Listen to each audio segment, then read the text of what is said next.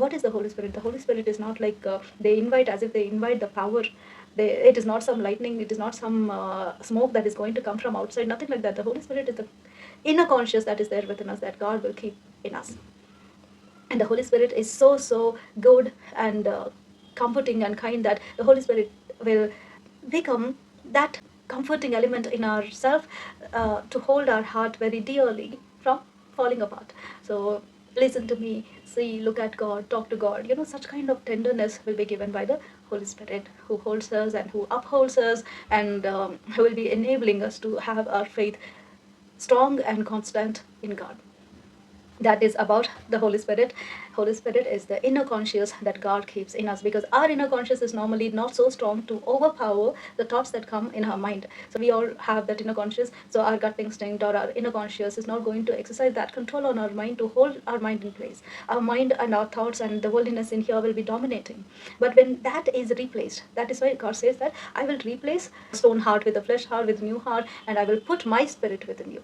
We already have the breath of God, which is staying as the inner conscious, and now that breath of God, or that inner conscious, is replaced with the Holy Spirit. That means God's Spirit, which becomes our new inner conscious, so that even that soft, tender voice of God is going to have that control and is going to numb the voice of the mind, and see that we do what the Lord wants us to do. That is what will happen. So Holy Spirit is not like some mystical, magical thing and aura, or something you bring in, something you draw out from somewhere. It is not like that. It is God's conscious within us.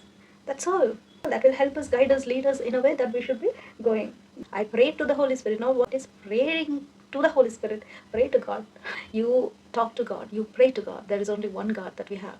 And if you don't know it is Jesus, it is very unfortunate. That is because you did not have a personal encounter with Him.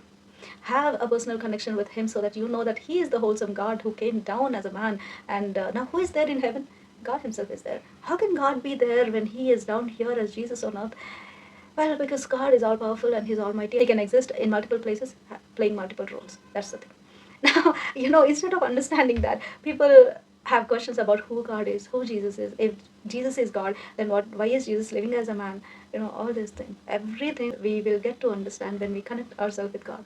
And that understanding is not ours. It is given by God Himself. What is the Holy Spirit again? God has already put His Spirit in us. God has breathed into us the breath of life. That itself is the Spirit that is there within us.